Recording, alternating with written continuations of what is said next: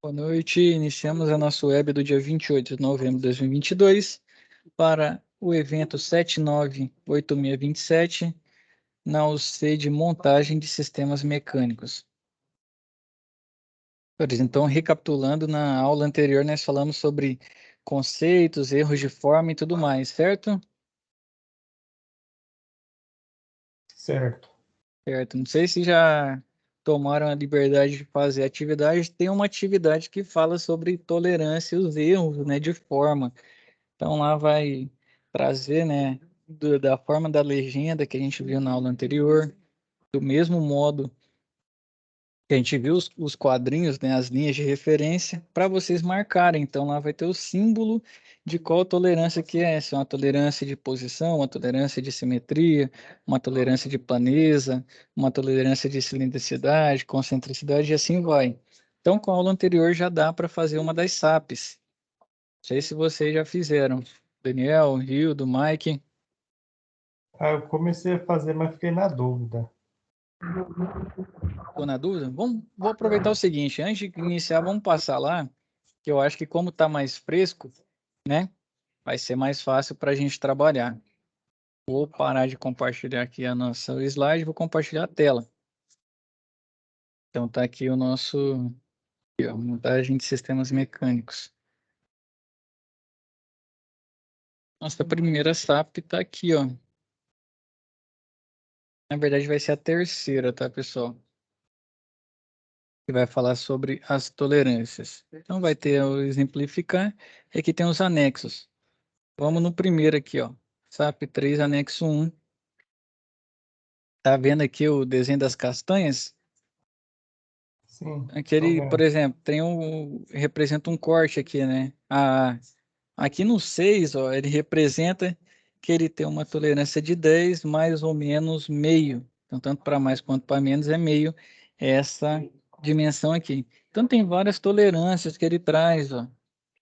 Um exemplo aqui na 1, ele traz que esse diâmetro tem que ser de 29,5. Só voltar para admitir o Genivaldo aqui.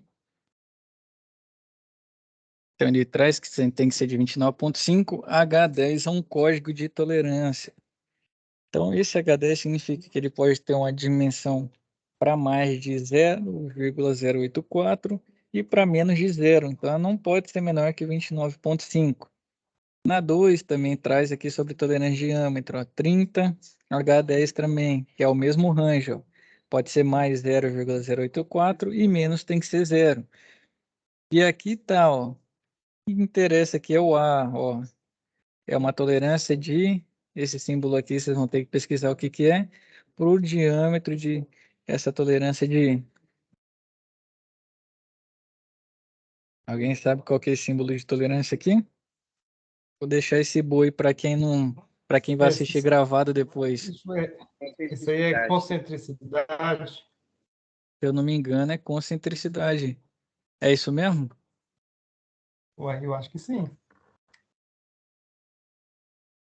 Vou pôr lá no Google aqui, ó.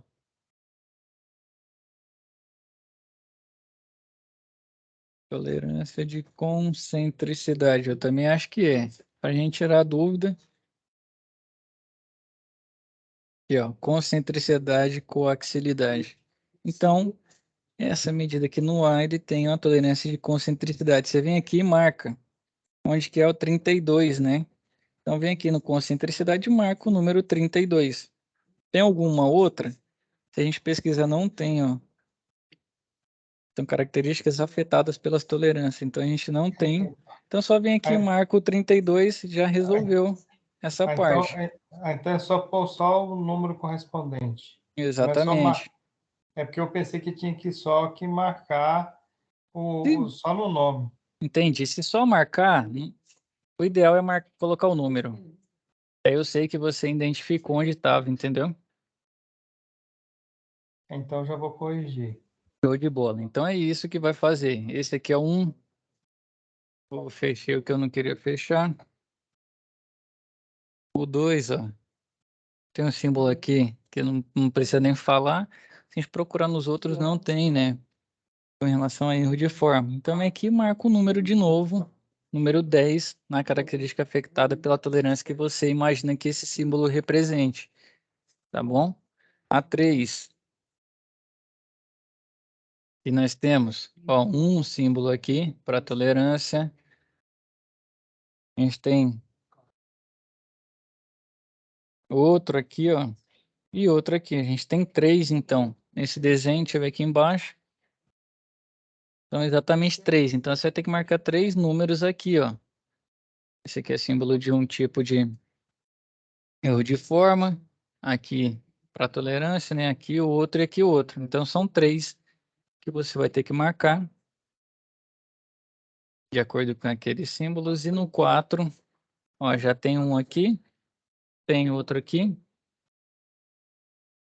Deixa eu ver. Tem somente os dois, né? Pelo que eu vi. Pode ser que tenha mais, né? Se ficou alguma coisa que eu não vi, mas tá bem, o desenho tá bem nítido, né? Então você marca o que que esse símbolo representa e o que que esse símbolo representa. Segundo, e marca o número, né? 01 e o número 04.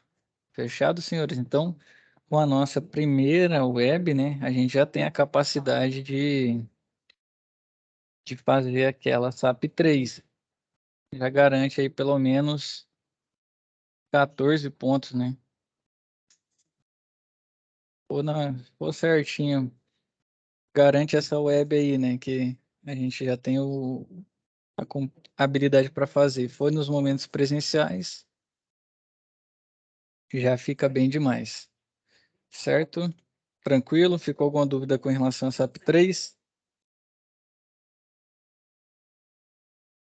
Não.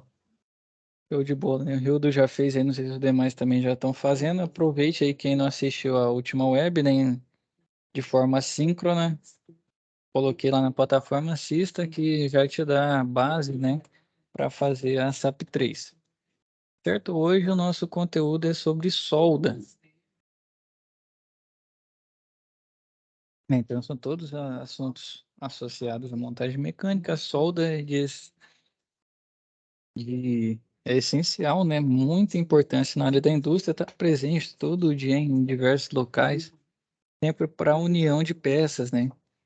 Então, a solda, né, tá em todo local, tanto é que solda é muito importante. Não sei se vocês acompanham, foi até assunto, né? Pauta na conversa que a gente teve na outra turma, que são os países, né, que vêm buscar soldadores, né?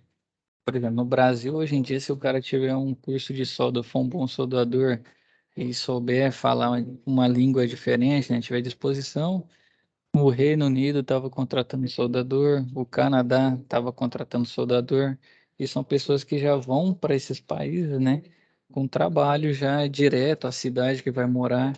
Então, está tendo falta de mão de obra no mundo, né? E aí, sem solda, muitos processos não conseguem ser implementados. Então, né, para representar os diversos aspectos relacionados ao processo de soldagem, nos desenhos técnicos, né, é necessária a utilização de representações gráficas traduzidas em símbolos, referenciando e orientando o processo de soldagem.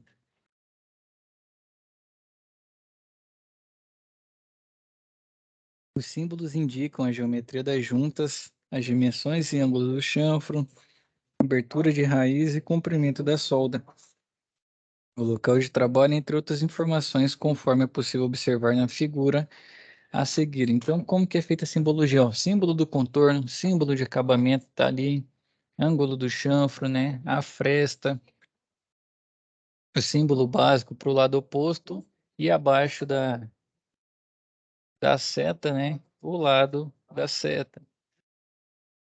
Então, o que a seta está indicando vai estar embaixo e o lado oposto vai estar em cima para o símbolo básico.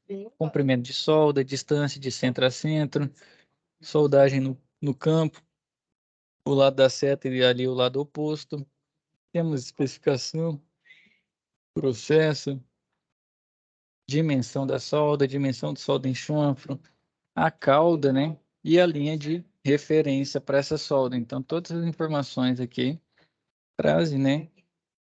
as especificações necessárias para cada um desses itens que compõem, né, nosso processo de soldagem. Então, a utilização de símbolos, né, assim como a gente viu lá no começo, quando a gente falou em desenhos mecânicos, é justamente para ter, de certa forma, uma linguagem universal, né?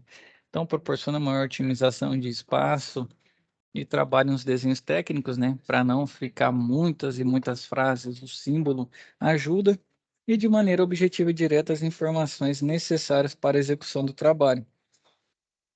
Existem dois tipos, né, fundamentais de símbolos, os elementares e os suplementares. Então, de acordo, né, com a AWS, né, que é a Associação Americana de Solda, sociedade, né? Então não é associação, é American Welding Society, né? Considera um terceiro grupo dos símbolos típicos que reúne todas as informações necessárias à situação de soldagem, as dimensões e especificações do material. Então tá aqui, ó. Os elementares, né, respeito ao formato da junta, porque a solda nada mais é que o processo de união de peças, né? Então você tem duas peças ou mais, você quer uni-las. Então, o elementar em respeito ao formato da junta e fornece informações de um modo geral sobre a forma da sua preparação. Porém, o símbolo não indica o processo de soldagem que foi utilizado na união. Os diversos tipos de juntas existentes, né, podem ser utilizados individualmente ou, se necessário, através de combinações. Então, tem aqui no quadro, né, as representações. Junta em V dupla, o símbolo dela. Junta em meio V dupla. Junta em Y dupla, junta em meio Y dupla e junta em U dupla. E aqui a simbologia de cada uma ilustração para facilitar a nossa visualização nesse processo de soldagem. E os suplementares, né? Então, vai trazer informações sobre a forma da superfície exterior da solda, complementando assim os símbolos elementares, justamente para facilitar, né? Para a gente entender onde a gente vai realizar esse trabalho. Então, observa-se a inexistência de um símbolo suplementar em desenhos técnicos, indicando que o acabamento superficial da solda é irrelevante. Então, depende do tipo de processo que você tem, né? Muitas vezes pode não ter símbolo suplementar. Só que ele é sempre recomendável, né? Mesmo que você ache que é irrelevante, para o operador pode fazer diferença. Então, é sempre recomendável colocar, né, o tipo de acabamento superficial, e aqui tem os tipos.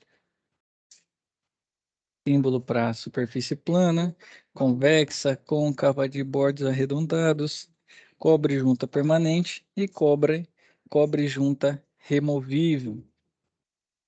Além disso, a gente tem também os isométricos de tubulação. Vou trazer aqui para vocês, ó, né? Então, esses isométricos, né, são aplicados em trechos de tubulações, né, onde ocorrem simultaneamente mudanças de direção, bloqueio, bifurcação, entre outras, né, impossíveis de serem representadas em plantas. Então, sendo assim, não é comum a utilização de isométricos em trecho reto. Então, se está reto, é muito mais fácil a gente ver, né, no desenho da nossa planta. Então, o isométrico da tubulação, quando traz um detalhe, é justamente para esses as mudanças de direção, bloqueio, bifurcação, justamente também para representar como vai ser feito, né, a montagem desse trecho. Então, os isométricos fornecem diversas informações importantes a respeito da tubulação, entre elas ângulo, raio, curvatura, dimensões de trechos de tubos, elevações de todos os tubos, localização e orientação de todos os bocais de vaso e equipamentos ligados ao projeto representado. Além disso, né, eles retratam uma visão espacial de um segmento de tubulação que deve ser tomado como referência para verificação e controle dimensional. Justamente porque, por exemplo, se você está a um ângulo de 20 graus do trecho A, do trecho AB, tanto faz. Então, não falo um segmento dessa tubulação é referência para dar todas as outras medidas. Senão, se você não tiver uma referência, dificilmente você vai conseguir mensurar um ângulo, você vai conseguir dizer, né, teve a diminuição de diâmetro de X. Então, tem sempre uma referência. Geralmente vem dos trechos retos também, né, que são mais fáceis de montar e de manter, né, a, manter os ângulos retos, né, fazer os flanges e tudo mais, muito mais fácil em trechos retos, né? É lógico que tem as exceções do que em trechos com muitas derivações, bifurcações, curvas. Temos o desenho de spools, né? Um dos principais objetivos de aplicações de desenhos isométricos é orientar a elaboração do spool e do desenho isométrico simplificado. Então, o que que é esse spool, né?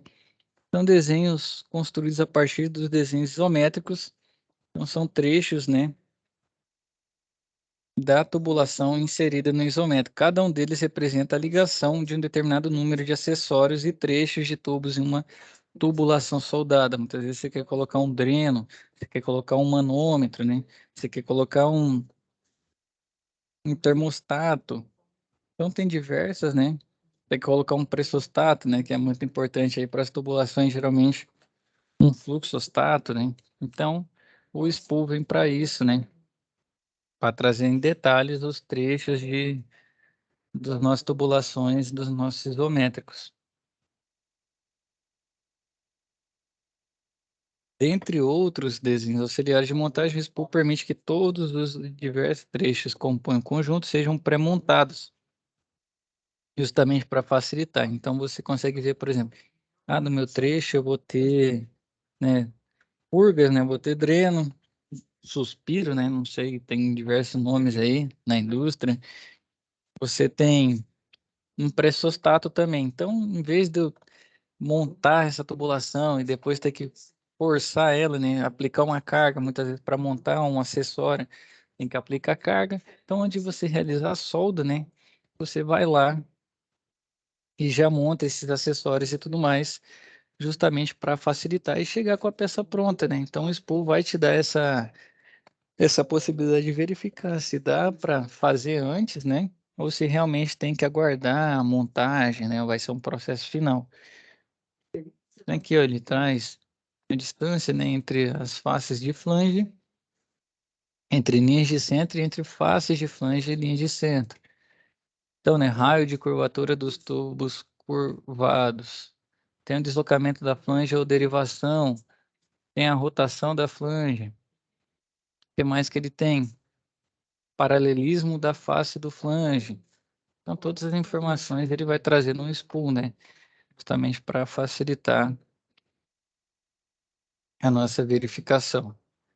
E a simbologia da solda, né? Um isométrico simplificado aqui.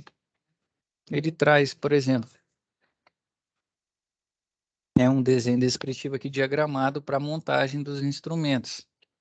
Aqui, ó, por exemplo, ele tem o número 115, que é a linha simples de tubulação de até 12 polegadas. A posição 012. Então, ele tem uma válvula de gaveta. Então, você vê no diagrama e identifica. Nesse ponto, ele vai ter uma válvula de gaveta. 68, união, né? A união dessas tubulações. E no 051, 215, 223 são flanges. Aqui também diagramada, né? O spool traz muito mais simples ali para você realizar uma montagem anterior. E aqui, quando você já está fazendo no spool, né? Muito mais para acessórios, e aqui você já está fazendo a montagem realmente da sua tubulação. É importante tê-lo, né? Para que identifique todo o material que vai ser necessário, a habilidade também empregada. Temos também a simbologia do acabamento superficial, que vocês viram lá na SAP 3 também esse símbolo, ó. Tem rugosidade, né? Medida nas micro-irregularidades que consiste a superfície da peça. Temos grau de acabamento. Temos o perfil da superfície, as estrias. E aqui vai trazer os símbolos, né, dos estados de superfície. Então, aqui, ó, símbolo para indicação da rugosidade da superfície. É formado uma espécie de um check, né? Duas linhas distanciadas, né, com ângulos de 60 graus. E e com a linha de referência também. Então, é 60 graus aqui, ó. Forma um check, né? Fosse um visto. Então, esse aqui é um símbolo de rugosidade. Quando ele tem, né, esse traço a mais, ó, para a especificação completa do estado superfície e acabamento superficial, é necessário acrescentar alguns detalhes e parâmetros ao símbolo básico.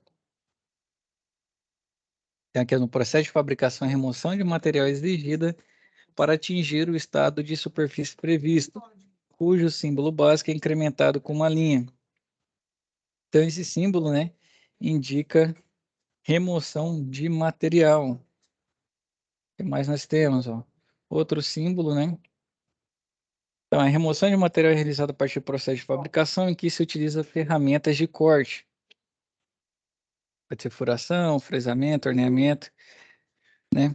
Em algumas circunstâncias, a remoção de material não é permitida. E nesse caso, acrescenta-se ao símbolo básico um círculo. Então, quando ele, igual a gente viu a tolerância lá, lembra do H10 que a gente viu? Então, era 29,5 por diâmetro H10. Então, se você precisar ajustar o acabamento superficial, você não pode remover material, porque a tolerância não permitia diminuição do diâmetro. Então, aqui é um símbolo de acabamento superficial que não pode ter remoção de material, ou que vai afetar também por exemplo, na tubulação, o quanto ele vai resistir à pressão, o quanto ele vai resistir à vazão. Então, a representação anterior é utilizada também para indicar que a superfície deve permanecer naquele estado, sem sofrer alteração, mesmo que seja submetida a novas operações. Então, está aqui o nosso símbolo, né, com um círculo dentro. Temos também, né, prolonga-se a linha maior do símbolo básico com uma linha horizontal e coloca a informação necessária. Então, aqui colocou a informação que o acabamento superficial foi fresado. E para isso, né, fica um formato aí de uma raiz quadrada. Quem vai lembrar do algebrismo da escola aí. Além disso, né, com relação à rugosidade desse acabamento superficial, a gente pode colocar um valor numérico ou uma classe de rugosidade. Então, tem a figura A e figura B aí.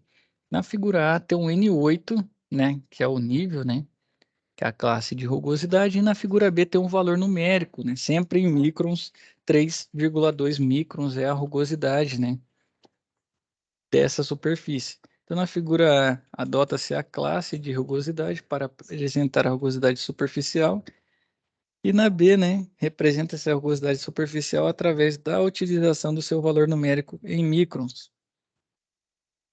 Em algumas aplicações é necessário representar o limite máximo e o limite mínimo das classes de rugosidade, né? Então, nesses casos, os valores indicados devem ser um sobre o outro, mantendo o limite máximo sempre acima e o limite mínimo abaixo. Então, aqui ele traz o limite de rugosidade para essa superfície, nesse caso, né? Nós temos ali, do lado esquerdo, utilizando as classes, né? Então, mínimo é N7 e máximo é N9, os limites, e trazendo aqui para os numerais, né? Indicação numérica, limite máximo é 6,3 e o mínimo é 1,6.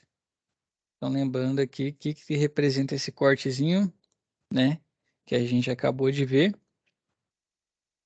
representa remoção de material.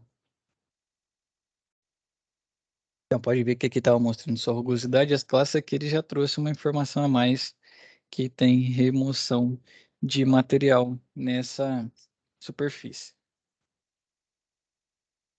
Soldagem, né? Então, continuando a soldagem. Então, o processo de soldagem pode ser definido como sendo um método de união de peças. Então, né, encontra-se muitos processos de soldagem ou variações provenientes que são utilizados para deposição de material sobre uma superfície. Então, nesse sentido, a soldagem pode ser considerada um processo de união de metais por fusão. O que que é fusão? Quem está lembrado aí, fusão é levar do estado sólido para o estado líquido, né? Ele, imagina levar um metal. É lógico que tem metais com diferentes pontos de fusão. Exemplo, alumínio tem um ponto de fusão baixo, né? Próximo a 640, 650 graus, se não me falha a memória. E tem outros metais aí, um aço, né? Um aço carbono, dependendo da sua concentração, temperatura de fusão é acima de 1.100 graus, né? Você já imagina como que você consegue levar esses metais até o seu ponto de fusão. E a solda é basicamente isso. É lógico que ele tem uma temperatura bastante elevada, mas muitas vezes ele não consegue soldar todos os tipos de metal e de material. Adnei, abre o microfone, fica à Opa, vontade, meu rei. beleza, estou ouvindo aqui. Show. Quer fazer alguma pergunta? Não, não, tô acompanhando. Ah, Vamos show, show. Então vamos lá. cuidar. Valeu. Então, tem muito essa questão da temperatura de fusão, né, para fazer essa união desses metais. Então, é no, Tipo solda. Solda, né? Tipo, você isso, soldar dois metais, por exemplo. exatamente. Geralmente é feito muito com materiais de mesma família, né, com propriedades químicas similares, até porque pode ter incompatibilidade desses materiais no processo de união. Um exemplo que eu vejo muito o pessoal tentando soldar cobre com alumínio. Então, você tem uma dificuldade, né, para fazê-lo. Às vezes você precisa de outras peças, né, materiais para fazer esse tipo de soldagem. Então, é sempre mais indicado para materiais similares, né? Materiais com Uhum. propriedades químicas bem parecidas. O material, por exemplo, eu vou soldar dois ácidos carbono 1020, né? Um ácido doce aí.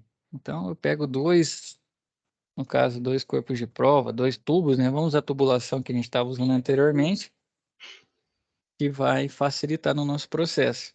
E até porque as diferenças, né? Diferentes pontos de fusão desses elementos interfere. Por exemplo, o cobre ele tem um ponto de fusão bem mais elevado do que o alumínio. Quando você usa lá sua máquina de solda, quando você está derretendo o alumínio, você ainda não está derretendo o cobre, entendeu? E aí, para você chegar na temperatura de levar o cobre ao ponto de fusão, o seu alumínio já perdeu a forma, porque ele esquentou demais, passou muito do ponto de fusão, ele já perdeu o formato, por exemplo, de um tubo, ele já Acho está bem. deformado, entendeu? Ah, entendi. Então, por isso que é importante a gente sempre também tentar entender o quão a gente consegue chegar, né? Qual mais próximo possível os pontos de fusão facilita no nosso processo de solda. Alguém que trabalha com solda, é soldador aí?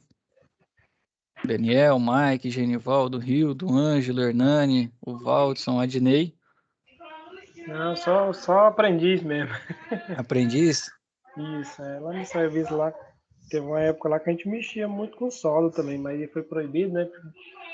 Para quem tinha o curso, mas assim, só aprender assim, a única coisa que eu aprendi assim que, tipo, você tem que soldar aço carbono com o eletrodo próprio para aço carbono, não tipo de inox, né? Pegar o É, de inox e usar no aço carbono. Solda, mas não é o que utilizar o certo, né?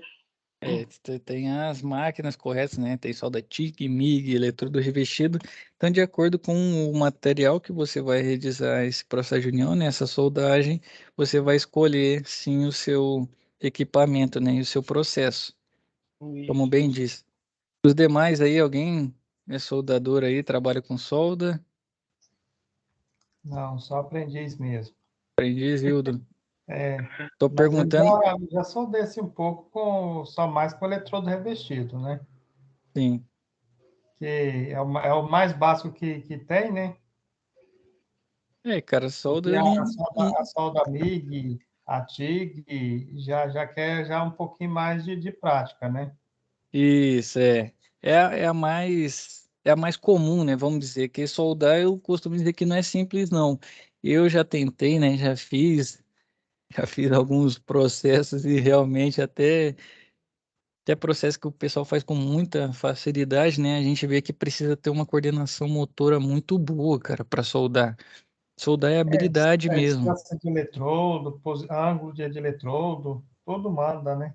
Exato. Você pode ter, por exemplo, eu vim aqui e dou uma aula para vocês, né, sobre solda. Então eu tô lendo a teoria e tudo mais, e eu já tentei, cara. Então assim, não é uma coisa tão simples que é só você ir lá na teoria e depois só para prática. Porque eu não tenho uma coordenação motora muito boa para fazer. Então toda vez eu tenho muita dificuldade. Então para eu chegar no nível bom, né, demanda muito treino. E é provável que alguém que já tem uma coordenação motora boa vai chegar para fazer em bem menos horas do que eu, vai sair craque, entendeu? Tem que ter um pouquinho de tato, né? Exato. Então, assim, não é simplesmente a gente vem aqui e aprende a técnica, tem que ter hora mesmo, hora de prática. Assim como muitas coisas na vida, né, a gente tem que ter hora de prática, mas esse aqui, se você nasceu com uma coordenação motora melhor, você já sai na frente para fazer esse tipo de atividade, certo? Mas você falou bem, né? Eletrodo revestido é mais comum mesmo. TIG, MIG, né? MIG, MAG, a gente tem bem menos pessoas fazendo, né? É Ou solda de porque alumínio também, que é chato pra caramba, solda de inox. é porque a TIG, a MIG e essas outras é mais metalúrgica, né? Exato. Você utiliza mais, é mais específico, né? Até como fala, a gente vai chegar nelas aí mais pra frente. Então vamos seguindo. Queria saber porque na última turma que eu ministrei, tinha um colega lá que tinha 30 anos de soldagem, o cara era especialista. Eu falei, cara, não tem nem como eu dar aula pra você, né? Você vai ter que tomar aula aí e eu ficar ouvindo. Então, por isso que eu tô perguntando para vocês, às vezes tem alguém muito safo também nessa área, né? Ia chamar para somar aí na nossa web. Mas seguimos construindo junto aí, né? Então, nesse sentido, a soldagem é considerada um processo de união de metais por fusão. Eu não entendo, essa definição não é abrangente o suficiente, haja visto que é possível ter união de peças sem ter a fusão das mesmas. Então, como que é isso, né? Eu já vi o pessoal soldando com pressão. Então, eles têm um material tipo uma cola, né? Que passa nesses metais e depois faz uma pressão tão grande, né? Nesses tubos para fazer a união dele que eles selam, né? E seria um processo de soldagem também. E por isso que nem sempre é levar os metais à fusão. Mas na maioria das vezes, para facilitar, eu acho que é o mais simples, né? Além de ter esse tipo de soldagem aí que usa pressão. Como E se vê, né? tem, Ah, pode falar. desculpa, e tem até aquela soldagem também que eles falam termofusão daqueles tubos de PVC, né? De ar de alta pressão, de ar comprimido, de água, de gás. Fala um pouquinho mais sobre esse aí, Hildo. Não, eu assim, eu já vi fazendo, né? Igual lá na empresa, eu já Uhum. vi o pessoal fazendo. Eles têm máquina que pega aqueles tubos PPR e aquece eles, e aí eles chegam a uma certa temperatura que eles começam a derreter, e aí encaixam um no outro e já ficam fundidos as peças. Elas unem e E resiste tem, à pressão. justamente isso aí é igual quando o pessoal vai fabricar tubo, né? Porque não pode ter costura. Então, muitas vezes, se fizer uma solda convencional, fica aquele arco de solda. E é lógico que a solda não é para ser o ponto mais fraco. Mas, infelizmente, às vezes por imperícia, pressa ou algum outro ponto, pode ser que a solda seja o ponto mais fraco. Então, para alta pressão, né, assim como o Rildo está trazendo, se a solda for o ponto mais fraco, solda. Tem muita solda tem muita solda nas tubulações, né? São geralmente linhas grandes. E aí, se não resistir, isso traz transtorno, né? Isso aí coloca até em risco a vida, né, do pessoal da indústria, então, dos trabalhadores, né? Então, fazendo por máquina, você não fica com esse arco, né? Talvez esse seja o grande, além de ser PVC, que não deve ser muito simples soldar, você não fica com esse ponto do arco, né? Então você meio que junta os dois ali, né? É lógico que é por termofusão, assim como disse, né? Por calor, vai levar eles até o ponto que eles vão sair do sólido e para o líquido, e quando eles unirem, né? As bordas ali parece que ele fica um só, então a parede dele fica até Isso. mais espessa do que nos demais pontos do tubo. E com isso garante, né, uma maior resistibilidade à pressão. É mais ou menos isso, né, Hilda? Tô imaginando, eu É nunca isso. vi. É isso. Ah, oi? Eu tô imaginando de acordo com a teoria, eu nunca vi fazendo. Mas é isso, né? É isso mesmo. É isso, então. É justamente para não ficar um arco. Mas aí, como Porque aqui. Assim, porque tem ambientes que você vai fazer a instalação de, vamos supor, de gás, ele não pode ter vazamento. Então, eles usam esse sistema de PVC de alta pressão com termofusão. Imagina, por exemplo, você passando ali num shaft, né? Essa tubulação, vamos dizer, na indústria. Subindo, você tem 4 pavimentos, 5 pavimentos. Imagina se dá um vazamento dentro de um shaft para você fazer a manutenção. Você vai quebrar? Você vai ter que quebrar, destruir, muitas vezes inviabilizar uma área. Então, a solda, né, tem essa importância tão grande, por isso que tem muitos países levando gente daqui embora, né? Mão de obra qualificada, porque é imprescindível, né, na nossa área. Então, né, trazendo a definição mais completa aqui, ó, processo de união de materiais usados para obter a coalescência localizada de metais e não metais, produzida por aquecimento até uma temperatura adequada, com ou sem utilização de pressão e ou materiais de adição. Então, a soldagem, né, assim como a gente já vem dizendo, grande utilização na indústria, ou que vai desde indústria eletrônica até grandes empresas fabricantes de navio, né? Eu acho que aí tem diferenças dos tipos de solda. Um é a solda por colocando estanho lá, né? Como fala? Ferro de solda, né? Utilizando ferro de solda e outras aí, soldas já para peças muito maiores, né? Igual navios. Então, um processo que envolve inclusive pequenas aplicações, como grade de portão, janelas, reparos em automóveis, né? Portanto, a soldagem possui uma aplicação diversificada, mas para cada uma delas há um processo específico. Pois bem, né? Vamos entrar aqui nos tipos de solda. Só conferir isso mesmo. Um processo de solda, né? O MIG-MAG, é utilizado o calor, é o calor gerado por um arco elétrico provocado pelo aquecimento de um eletroduto nu, que é alimentado de maneira ininterrupta e o metal de base. Então, o calor funde a ponta do eletrodo à superfície do metal de base, formando assim uma poça de fusão. Então, tem aqui, ó, nosso processo tem a poça de fusão, o metal solidificado, né? Que depois de um tempo, você leva ele ao ponto de fusão, depois, resfriado ao ar, ele volta, né? A ficar no estado sólido, porque na temperatura ambiente o metal é sólido, né? Tem o bocal, tem o bloco de contato, né? Tem o sentido de trabalho, o arco elétrico que é formado aqui para gerar o calor, para depositar esse metal de base, né, na poça, entrada de gás, arame de eletrodo, cabo de corrente elétrica, o bocal. Então, para efetuar o arco elétrico, né, ou para efetuar a proteção desse arco elétrico que se forma na região da solda e contra a poluição encontrada, né, no nosso ar ambiente, na atmosfera, ele utiliza gases, né, que pode ser inerte ou ativo, ou ainda a mistura deles.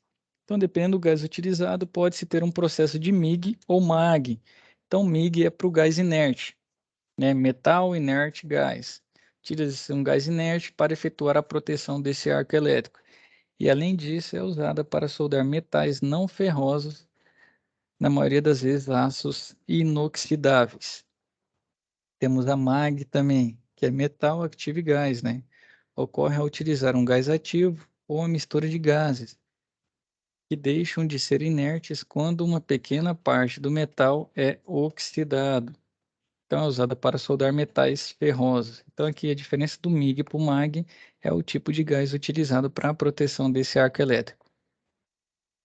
E aqui, ó, os gases que protegem, né, a poça de fusão contra a contaminação gerada, porque se não tiver esse gás para proteger, começa a criar aquelas escórias. Quem soldou já viu isso, né?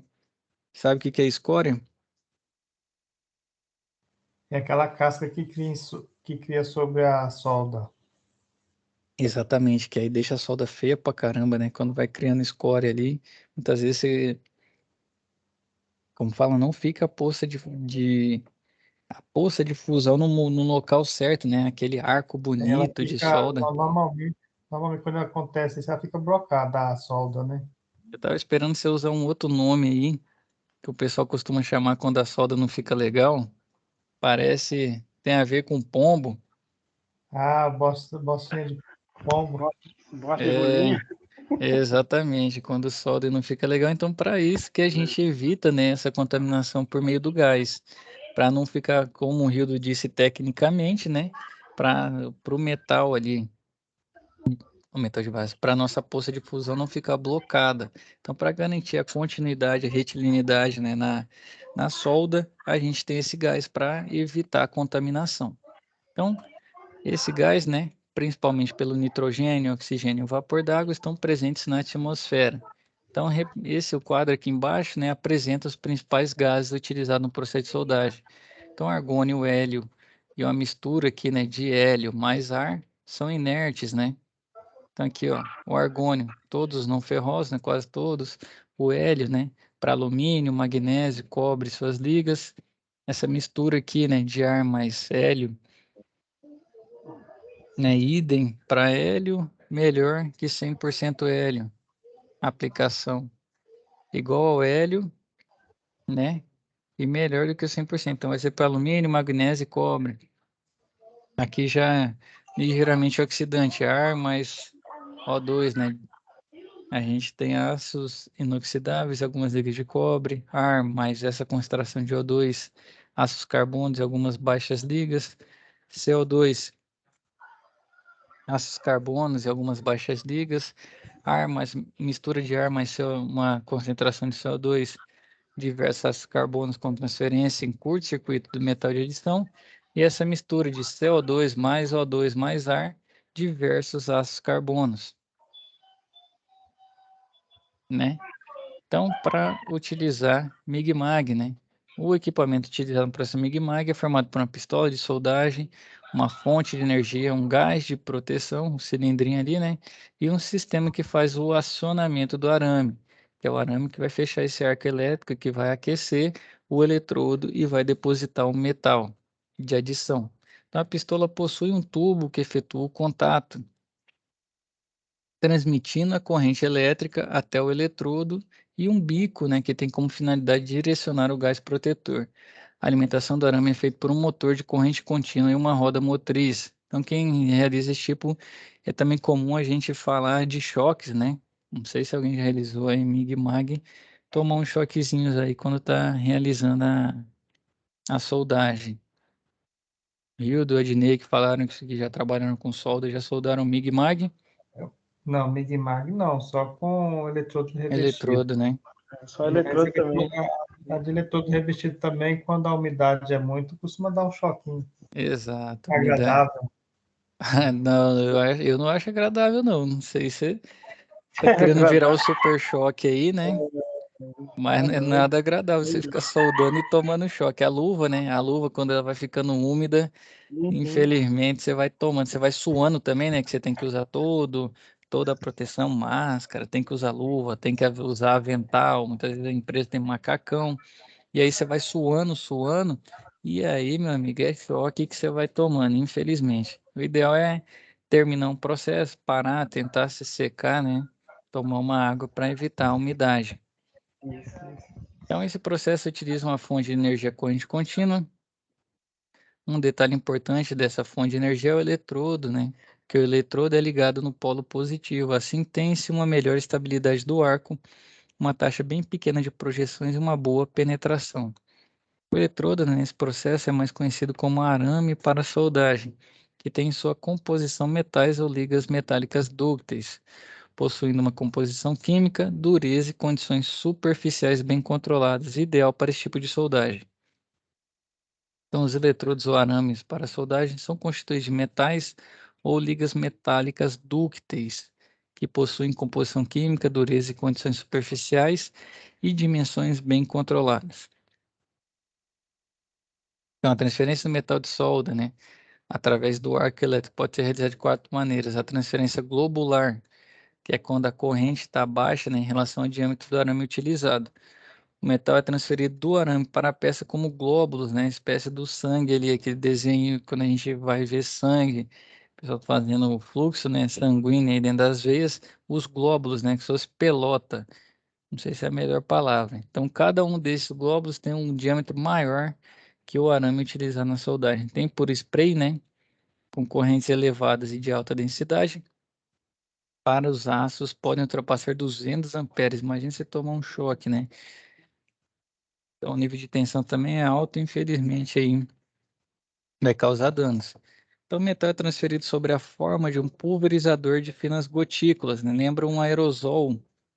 Temos por curto-circuito, que dá com o aumento gradativo da tensão, a fusão começa, né, globalmente, aumentando o tamanho da gota até entrar em contato com a poça de fusão, fazendo gerar um curto-circuito, eliminando o arco formado inicialmente e o arco pulsante. Se dá com uma intensidade de corrente relativamente baixa, né?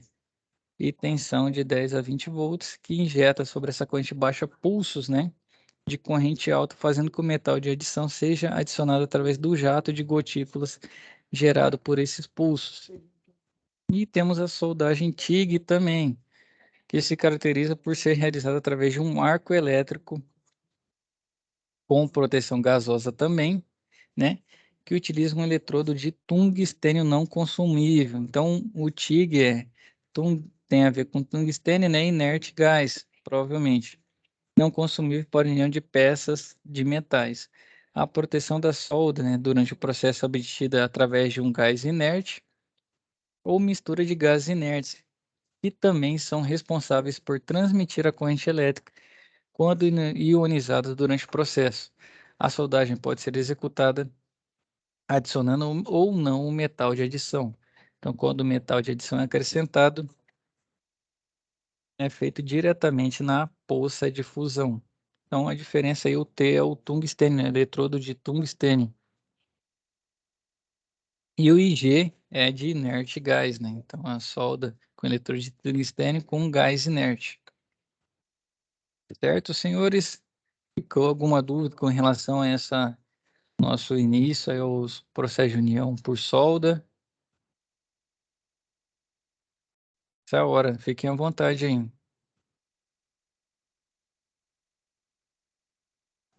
Tranquilo. Pelo Rildo. Agradecer ao Rildo, né, que mandou a mensagem no grupo. A gente está aumentando aí a nossa participação. Pedir para vocês nos momentos presenciais lembrarem os colegas também, né, das nossas webs, todos que puderem, né? Sei que muitos trabalham noturno, mas sempre que puderem estar presente, que vai enriquecer na nossa aula aí. E a palavra sempre fica aberta. Então, se alguém ficou com alguma dúvida, a hora é agora, pessoal. Na nossa próxima aula a gente continua, né, trazendo esse processo e trazendo os ensaios também que a gente certifica que a nossa solda foi bem feita. Então, se não ficou dúvida, pessoal. Ah, Dinei, sim. Opa! Voltei. Tá chovendo aí, fechar a janela. Show de bola. Mas, Então, sim, Adnei.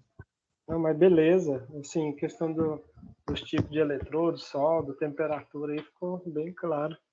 A gente pode É, trazer, né, algo mais dentro, ou procurar uma tabela, né? Esse vai estar lá. Geralmente isso aí está muito em inglês, né? A gente tem esse tipo de informação muito em inglês, porque hoje a gente tem NBR, né, tratando disso. NBR, para quem não lembra, né, é norma brasileira regulamentadora para soldagem, mas tudo vem da AWS, né, que é a Sociedade Americana de Solda. Então tem muita coisa em inglês, mas a gente pode trazer algo mais dentro, né, se for do interesse, apesar que essa UC é muito longa, né, de montagem, mas vamos dizer que a gente tem bastante web também. A próxima já tá linkada com essa que são os ensaios que a gente utiliza para ver se as nossas soldas, né, materiais, tubulação estão bom.